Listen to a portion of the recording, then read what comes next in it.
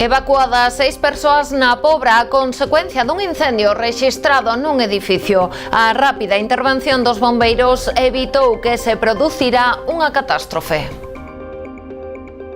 Que tal? Moi boa noite. De seguido ofrecémoslles máis información antes titulares.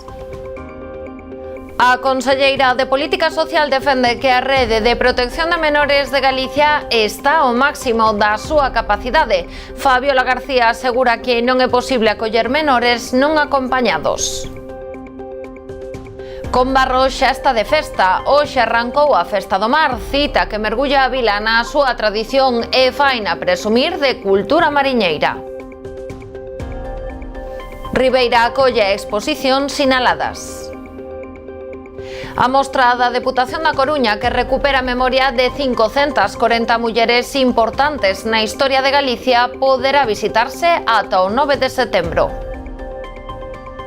O Ameixa Rock volverá a facer vibrar a Carril os días 6 e 7 de setembro. Actuarán grupos como Bala, a Banda do Elías ou Noite Fechada. Estamos nas novas do día, comezamos.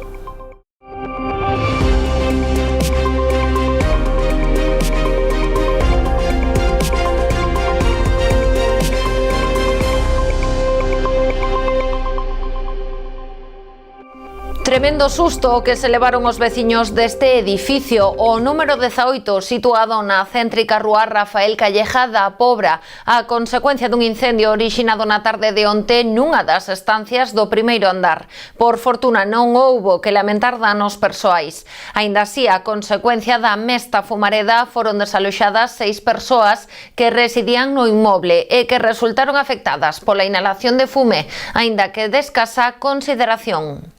O lume orixinábase ao parecer nun dos pisos da primeira planta do edificio. Foron os propios veciños e residentes no inmoble os que avisaron os medios de emerxencia, que rapidamente se desprazaron ao lugar do suceso. A verdade é que hai que agradecer a inmediatez de resposta de todos os servicios implicados, porque, a min avisáronme ás 5 menos 20, salín da casa, que vivo prácticamente ao lado de onde sucedeu o incendio, e xa cando cheguín estaban 3 camións de bombeiros, estaba a Policía Municipal, estaba a Garda Civil, Protección Civil. E a verdade é que, esa resposta inmediata pois demostra que desde logo os servizos públicos están funcionando moi ben. Por fortuna non houbo que lamentar danos persoais. Aínda así, a consecuencia da mesta fumareda foi necesaria a evacuación de varios dos residentes no inmoble, afectados pola inhalación do fume, pero de escasa gravidade. Había xa unha parte dos ocupantes que estaban na terraza, pero sí ainda hubo que desaloxar as 6 persoas que estaban ainda nos pisos, pero actuouse, ademais estaba todo moi ben estructurado, estaba tamén urxencias médicas, os bombeiros entraron, desaloxaron, baixaban a xente, a policía lle abría paso a xente aos afectados hasta onde estaba a ambulancia. A verdade que, o que é os afectados realmente non tiñan gravedade, no sentido de que había únicamente algúns ataques de ansiedade e algunha afección por fume, pero nada máis. E incluso hubo un problema ali con un dos afectados que se dou conta que un dos seus gatos estaba aínda no seu piso, que quedara atrapado ali. Enseguida se puxeron outra de novo, volveron a entrar e rescataron ao gato. Unha vez sufocadas as lapas e realizada a ventilación de todo o edificio, a maioría dos residentes xa puideron regresar ás súas vivendas, a excepción do piso no que se orixinou o lume, que foi precintado pola Garda Civil. Esta mañá, axentes da Policía Xudicial achegáronse ao piso para abrir unha investigación e tratar de esclarecer as posibles causas do incendio. Seguimos con sucesos. A caída de parte da carga dun tráiler que circulaba pola estrada provincial de P7301 en Ribeira, á altura de San Roque, obrigou este mediodía aos medios de emerxencia a ter que desplazarse á zona para intervir. Boa parte da carga que transportaba sacos de fariña de peixe quedaron esparexidos por un dos carrís da calzada. A circulación pola vía, mentres durou a intervención, estivo regulada pola policía local, que deu paso alternativo aos vehículos. Ademais dos axentes da Policía Local, no operativo tomaron parte tamén efectivos do Parque de Bombeiros de Ribeira, membros do GAEM e operarios da empresa encargada do mantemento das estradas de titularidade provincial. Despois da súa limpeza e a conseguinte retirada da carga, estableceuse a circulación con total normalidade ao redor das 3 da tarde. Noia celebrará o próximo luns o pleno de organización da nova Corporación Municipal. Ademais do reparto de competencias, procederase á aprobación das retribucións que suporán un aforro próximo ao 20%. O próximo luns ás 5 da tarde desenvolverase o pleno de organización do novo goberno noiés, no que quedará fixado o reparto das áreas de goberno. Haberá 3 dedicacións exclusivas e unha parcial, o que suporá un aforro do 20% en retribucións con respecto ao anterior executivo. Este luns ás 5 da tarde vamos levar a pleno, xa está a convocatoria feita, tuvemos hoxe a comisión informativa correspondente e lo levaremos a luns a pleno para aprobar, está acordado, isto está negociado, hai o máis representativo é o recorte que hai en gasto público, que ronda o 20%, realmente en este momento incluso estamos por encima, e isto era algo que estaba pactado coas outras forzas, con Marea e con BNG, para poder suscribir o pacto que levou á aprobación da moción. En canto ás competencias, o alcalde asumirá a área económica e de persoal. Haberá 2 tenencias de alcaldía, a primeira para Manuel Seijas, que asumirá ademais as carteiras de Facenda, Obras e Réxime Interno. A outra para Sandra González, responsable de Servizos Sociais e Deportes. Consuelo Martínez encargarase das áreas de Cultura e Servizos Veciñais. Abel Pan xestionará os servizos municipais, mentres que Ana Blanco será delegada de Xuventude, Educación e Novas Tecnoloxías. Unha vez definido o organigrama do novo executivo, o principal obxectivo a curto prazo será regularizar a actividade administrativa e racionalizar os recursos do Concello para atender as necesidades da veciñanza a través dunha xestión máis eficaz dos servizos municipais. Nós temos como obxectivo principal regularizar a actividade administrativa do Concello, que consideramos que é moi mal, non funciona moi mal, está moi desaxustada e non atende a ningún tipo de racionalización. Entón, vamos a traballar na transparencia, algo fundamental tamén, que creemos que hasta ahora estaba ausente, e en intentar regularizar administrativamente e lograr maior eficacia e eficiencia dos recursos que hai. Aquí había moitísimas decisións que conlevaban gastos que creemos que son absolutamente innecesarios. Servicios sin licitación que deberían estar licitados, nós somos partidarios de traballar máis cos recursos propios, fortalecer o mellor a Brigada de Obras ou a Brigada de Aguas ou outros servicios en vez de tanta contratación externa e garantir os servicios básicos da población.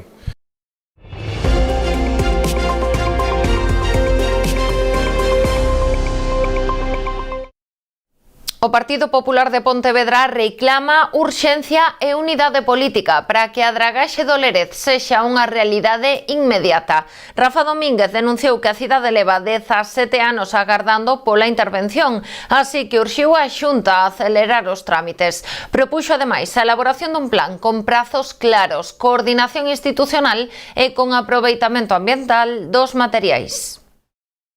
Le quiero pedir al alcalde Lores que, ya que sus compañeros del BNG lo tienen como un referente, que les pida a Lores, a los mismos compañeros, a esos mismos compañeros, a Néstor Rego, a Mosquera, a las agrupaciones del bloque de la Ría de Arosa, que no presenten alegaciones ni entorpezcan más desde su partido la consecución de nuestro dragado. Le pido a Lores que llame a la responsabilidad a sus compañeros de partido, le pido a Lores que defienda la actuación del dragado en la ría de Pontevedra y que impida que haya cualquier tipo de alegación presentada por el BNG, porque Lores tiene que escoger entre Pontevedra o sus socios del BNG.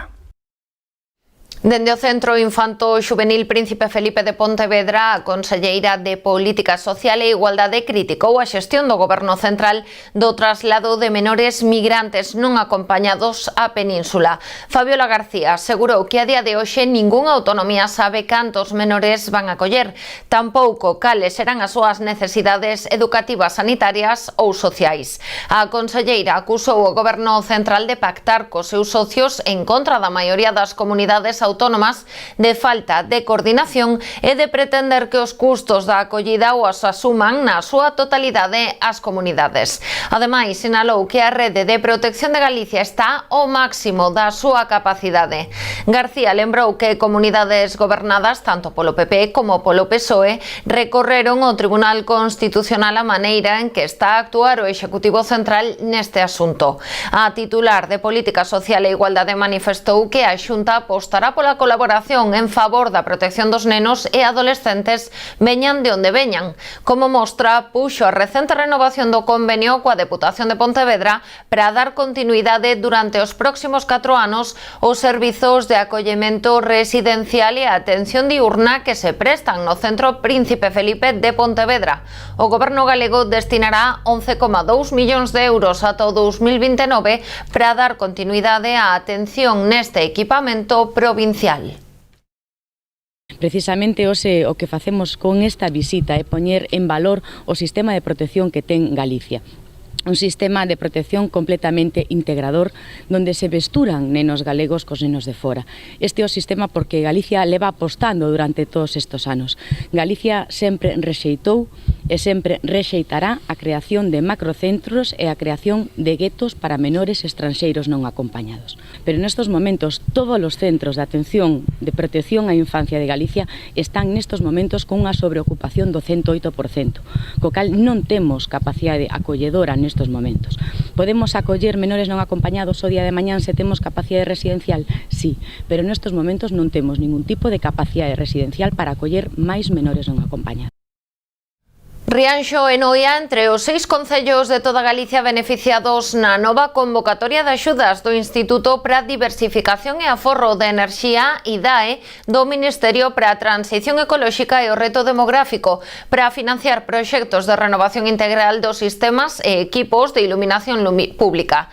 A Noia corresponderánlle 1,8 millóns de euros e a Rianxo preto de 600.000. Dende os dous concellos valoraron estas achegas que lles permitirán non só reducir a contaminación lumínica e o consumo enerxético, senón tamén unha substancial rebaixa na factura eléctrica anual, que adoita ser unha das máis relevantes dos gastos municipais. Voltamos de contado, non marchen.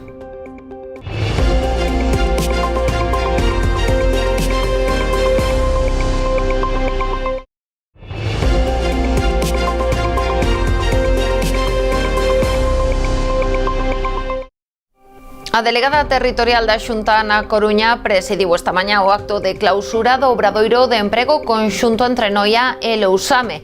20 alumnos desde cada concello recibiron o seu certificado de profesionalidade en actividades auxiliares de conservación e mellora de montes. 9 meses despois do arranque deste obradoiro conxunto entre os concellos de Noia e Lousame, os 20 alumnos participantes conseguiron completar a súa formación teórico-práctica en actividades auxiliares de conservación e mellora de montes. Esta mañá recibían o certificado profesional que lles abre unha nova porta ao mercado laboral. Agardamos que esta acción formativa fose enriquecedora, sabemos que vai dar os seus resultados, sempre teremos aberta a porta a este tipo de iniciativas que combinan formación práctica e teórica e que teñen un impacto directo na vida dos veciños, realmente. Ter formación e, aparte, un garante para, non un garante que vos asegure nada, pero de poder presentar o vosso currículum e ter nel o obradoiro que vos permitirá, puntuar máis para calquer convocatoria que saia. E a nivel de empresa, hai moitas empresas tamén que piden, ainda onte, que nos piden traballadores. Ademais de favorecer a formación profesional e a empregabilidade da veciñanza, estes obradoiros deixan unha importante pegada en ambos os dous concellos, grazas aos labores de desbroce e limpeza realizados en zonas forestais, áreas recreativas e parques e xardíns dos dous municipios. En xeral, contribuímos cooperando cos equipos de mantenimiento dos dous concellos, é dicir, fixemos foi unha acción de reforzo que, cando ven a primavera, sobre todo, pois sempre lles dá bastante a vida, que hai moito traballo. A delegada territorial da Xunta destacou o esforzo inversor da Administración Autonómica para desenvolver estes obradoiros. Apostamos polos obradoiros de emprego e a proba é que neste concello investiramos esos casi 425.000 euros.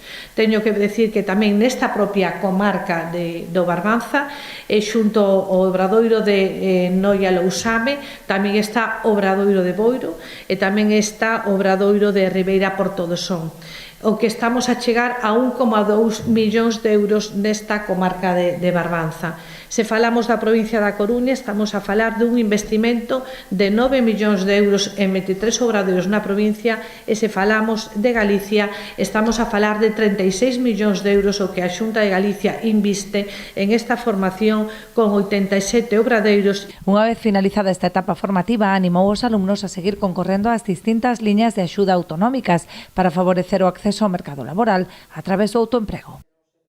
A Asociación de Comerciantes Cambados Zona Centro e o Concello da localidade poñen en marcha unha campaña para apoiar os seus clientes na volta ao cole. Do 1 ao 20 de setembro estará aberto o prazo para inscribirse nun sorteo de 6 vales de 100 euros cada un para gastar no comercio local asociado. Entre o 1 e o 20 de setembro, que será, digamos, o prazo no cal hai que registrarse na web cambadosonacentro.com, e aí poderán optar pois a eses 6 premios, non? De 100 euros cada un. Habrá que registrarse nese prazo e despois o tempo para gastalos é ata o 31 de outubro. Tratar de alguna maneira de axudar, non? Nesta costa de setembro que se aproxima, ca volta aos coles, non? E, bueno, sabemos que supón un gasto importante para as familias, non? Combarro no Concello de Poio xa está de festa. Este mediodía comezou a Festa do Mar, unha cita na que a cultura marítima é a protagonista.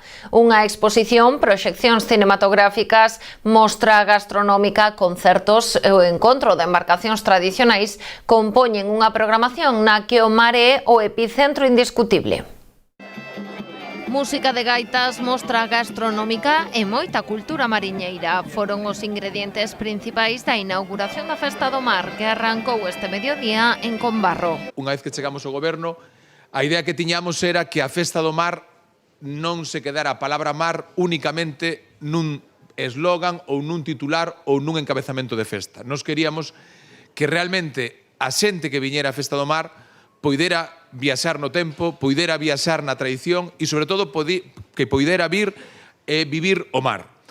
Nos tiñamos claro que non queríamos unha Festa do Mar que se convertira nunha festa gastronómica. Para desfrutar da gastronomía da zona está a vintena de locais hostaleiros que traballarán arreo durante toda a fin de semana. Ademais, os que se acheguen á Praza da Chousa poderán degustar algunhas elaboracións de produtos do mar nas food trucks Galicia Sabe a Mar. O estilo de vida que se vive aquí, agora que o podemos, algúns o califican como slow life, pero é que eso é o noso estilo de vida. E é o que celebramos na Festa do Mar. Nesta Festa do Mar, onde tamén manifestamos o orgullo que tenemos pola nosa excepcional cultura, esta felicidade que ensinamos por este modelo de vida. Amosar a cultura mariñeira é outro dos piares da programación da festa. Atopámola na carpa que acolle varias exposicións relacionadas co mar e as proxeccións de curtametraxes vencelladas con el.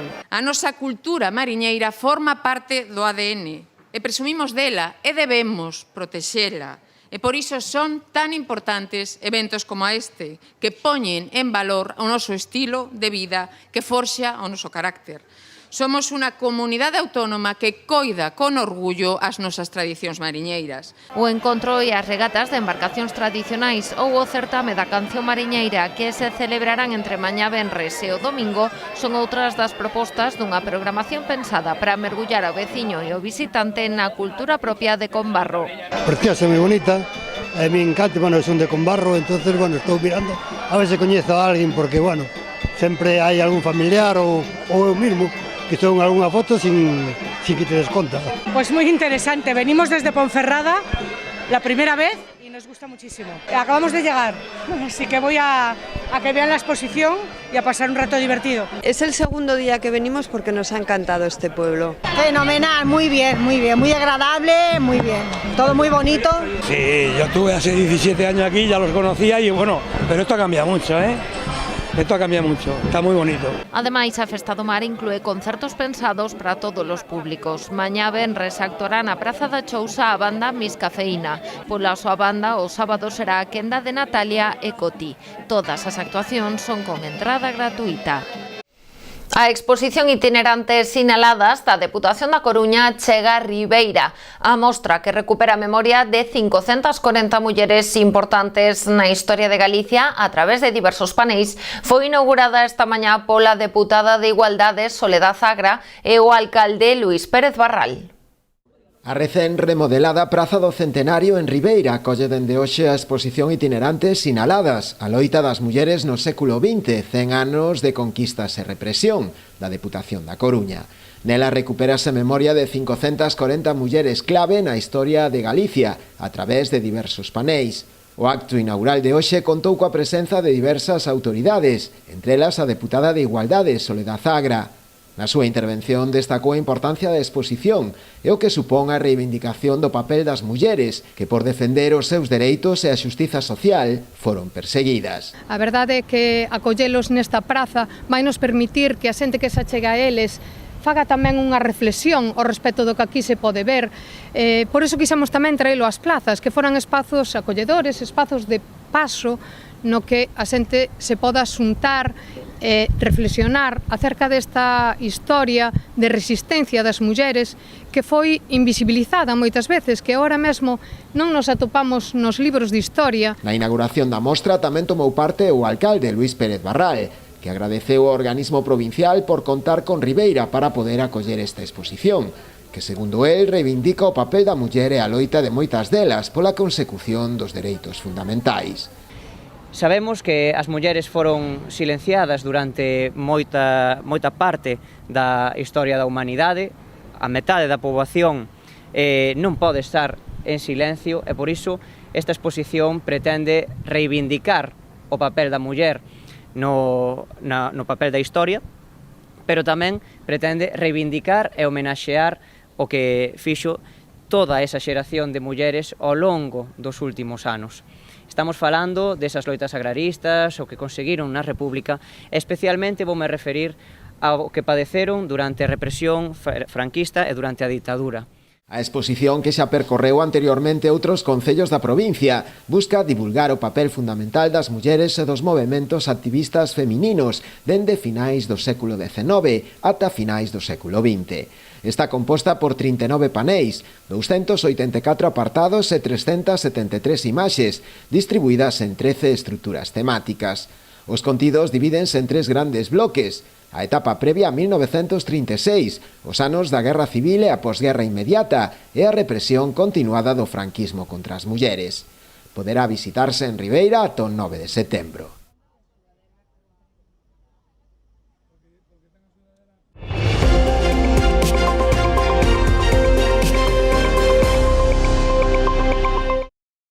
A praia de Río Azor acollerá este sábado a cuarta edición do Campeonato Infantil de Fotografía Submarina. Está dirixido a nenos de ata 16 anos que competirán por tomar a mellor instantánea das distintas especies de peixe. Unha vintena de nenos e mozos participará este sábado no Campeonato Infantil de Foto Submarina Cazafotosub, que se disputará na praia de Río Azor. Nesta cuarta edición, os participantes centraránse en fotografar especies de peixe. Do que se trata a competición, de sacar o maior número de especies de peixes diferentes. Nun principio, Cazafotosub solamente se dedica a eso, a peixes.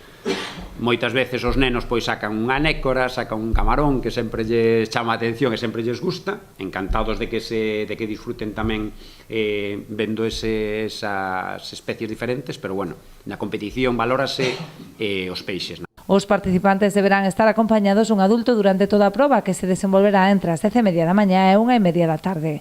Deberán levar os seus propios equipos e traxes de mergullo, aínda que a organización disporá o material necesario para que non o teña. Realízase en apnea, entón pois os nenos e nenas que dispoñen dun traxe de mergullo pois sería ideal. De todas formas, se non o teñen, pois na organización contamos con traxes de diferentes medidas. Este ano imos a comprar algún máis para ir gañando en volumen de equipamento. As cámaras exactamente igual. Podemos traballar desde unha cámara de acción, que normalmente hoxe nas casas todo o mundo ten algunha, ou cámaras compactas que podan mergullar con unha carcasa subacuática. E de todas formas, a xente que non dispón dese material, pois desde a organización pois contamos con 7 ou 10 equipos para poder meter debaixo da auga. O Carril en Vilagarcía prepárase para vibrar coa Ameixa Rock. A cita celebrarase os días 6 e 7 de setembro con entrada gratuita. Actuarán o grupo Bala, a banda do Elías ou Noite Fechada, entre outros. A maiores, a Asociación Corticata ofrecerá 3 visitas guiadas á illa de Cortegada. As reservas xa están abertas a través da súa páxina web e o prezo é de 10 euros aos adultos e gratis pros menores de 3 anos. En canto á programación, a festa arrancará o sábado ás 7:30 coa actuación de Colectivo Bello Verano, que abrirá o festival facendo unha pinchada de temas dos 60, 70 e 80. A continuación, Noite Fechada celebra a súa volta aos escenarios e ao redor das 10 da noite será a quenda da banda do Elías, que fai unha homenaxe a Los Suaves. O prato forte será a actuación de Bala ás 11:30 da noite para rematar coa Duende Neta. O domingo, o día comeza cunha sesión vermú a 1:30 co guitarrista Suso Aboi na Praza da Liberdade. Pola tarde ás 6 volverá a pinchar Colectivo Bello Verano. O Ameixa Rock conta cun crowdfunding en marcha a través de Berkami para quen este interesado en facer unha doazón e colaborar coa organización do festival. Comentar que temos aberto un Berkami, un crowdfunding en Berkami. Sí. Cantos máis cartos, mellor. Os cartos xa sabemos que sempre vamos moi xustiños, pero bueno, a verdade é que este ano non é como ano pasado. Conseguimos, bueno, o Concello aumentou a súa axuda, conseguimos entrar nas axudas da Xunta, estuvimos moito máis atentos que outros anos, e, bueno, publicidade, todo o que facemos, merchandising, vendimos bastante, a verdade é que hai que estar agradecidos a todo o mundo.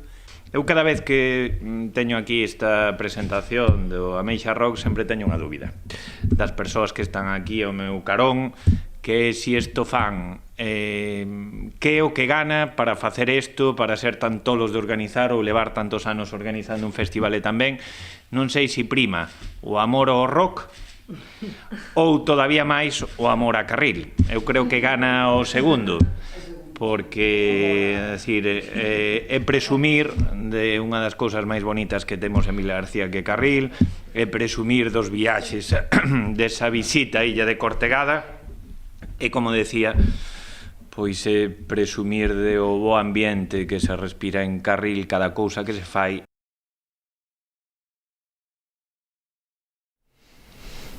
Con esta proposta do Ameixa Rock despedimos o informativo de hoxe. Quedan con toda a actualidade do sector vitivinícola no programa Orixe e Calidade. Nos voltamos mañá. Sexan felices.